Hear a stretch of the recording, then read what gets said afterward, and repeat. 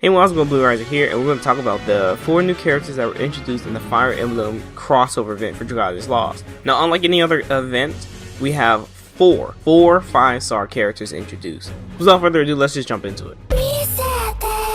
First we're going to cover is Alfonse, the free unit. He's a light attack sword unit with the core ability of Dragon Haste that can go from 8% to 15%. Then we move over to his skills, which he has 2 AoE attacks, which is pretty good. We've got Blue Radiance. And this skill at level 2 and 3 increases his strength for 10 seconds. At 2 is 10%, at 3 is 15%. Then we have a second ability, Soul, which does 2 hits of light damage to enemies around him. It restores his HP by 3% of the damage inflicted. So this also has a cap though. So it caps like 7.5% of the user HP per hit. So it's not going to heal him fully, but it'll heal him a good considerable amount.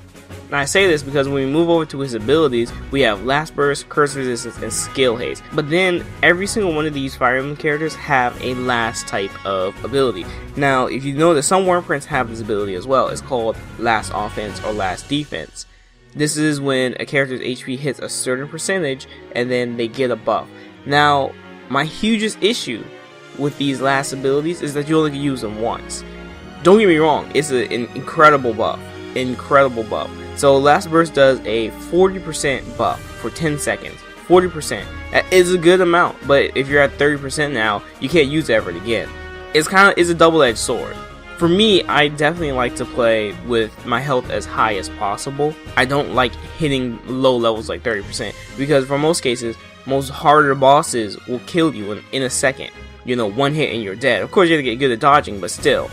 So if I had to recommend any type of worm print, it would have to be Last Offense, which, again, I don't like the last series of things, but Last Offense would probably be the greatest thing here. And maybe some more Skill Haste. That way he can throw out his skills a bit more often. Especially Soul. Next up we have Marth, the fire attacking sword unit. He also has a core ability of Haste, same as Alfonse, which I thought was a bit of a shame. He should have had something different. Like, in all honesty, I think Marth should have been maybe Skill Haste or something like that. His skills, again, you can see them right here on the side of the screen. His first one being Flickering Flames, which is another attack that increases, or I should say recovers his health. But this is a gradual recovery, so it's a regen. Then you have Fire Emblem itself as one of his skills, which is pretty cool. This skill itself has a skill shift to it. Phase 1 increases Marth's strength by 10%. Phase 2 increases the whole team's strength by 10%. Phase 3 increases the team's strength by 10% and their attack rate by 20%. And all of these are for 10 seconds. Then we move over to his abilities, Last Boost, Stun Resistance, and Flurry Devastation. The last two we know about. Marth is going to do pretty well against bosses since he has the Stun Resistance. Flurry Devastation increases critical rate when your combo count is 15 or higher. Now, this is why I said Marth's co-ability should be like Skill Haste or something like that. Like, he should be a guy who helps the team just shoot out skills over and over and over again. So he increases the whole team's skill gauge by 50% at level 1 and at level 2 100% when his HP drops by 30%. You can see why I say Skill Haste should have been his thing. He shouldn't have had the same one as Alfonse. I don't like when new characters, 2 of them have like the same co-ability. Now again, similar to Alfonse, I would say for Worm Prints, either Skill Haste or Last Defense. You know, skill damage could work too, but I think Skill Haste and Last Defense are probably the best options right now. Next up we have Fjorm, the ice, I'm sorry, she's a water type. I'm so used to seeing her with ice. Anyway, we have Fjorm, the water attack unit. Her core ability is HP up. Her special attack is Frigid Smash, which at level 2 and 3 have a high chance of inflicting freeze. Then she has Ice Mirror. Ice Mirror is probably one of my favorite attacks. While enemies are attacking her, so if she's getting hit while the Ice Mirror is active, she's going to add that to the damage she's going to do to the enemies. Whoever's hitting her while the mirror is active is not affected by any modifiers of skill damage, or damage modifiers at all. But overall, the base attack for Ice Mirror has an 829% modifier to water damage. Regardless, is a strong attack. Then her abilities, Burn Resistance and Skill Prep. Pretty simple stuff, we already know that much. Skill Prep at level 2 is 100%, but I don't think it should be any less for a 5-star. Then she has Last Bravery, so another last effect move. She increases the whole team's strength and defense. The defense is 10% more than the strength, so like at level 1, the strength is 20% and the defense is 30%. Level 2, the strength is 30% and the defense is 40%. This for 15 seconds when her HP drops by 30%. For Worm Prince, I suggest last defense and maybe like skill damage. That's really it. She's doing so fine on her own. She's got great team buff. She has skill prep, and then her two like attack skills are totally great. Like Fjorm here, she is a self-sufficient character.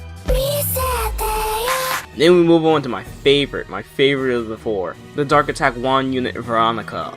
Veronica's core ability is skill damage, perfect enough. I think it works best for her. And then like all the other characters, how they have last abilities, her skill itself kind of relies on her HP being lower. Her first one being Gespenst, if that's how you pronounce it. The lower her HP, the more damage it does. It does a total of 4 hits.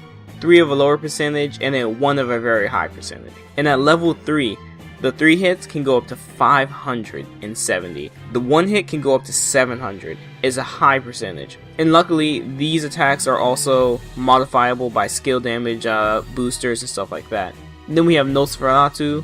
This one's great because it actually heals her. And then her abilities, Last Destruction, Perilous Resistance, and Skill Prep. Skill Prep is 100% at level 2.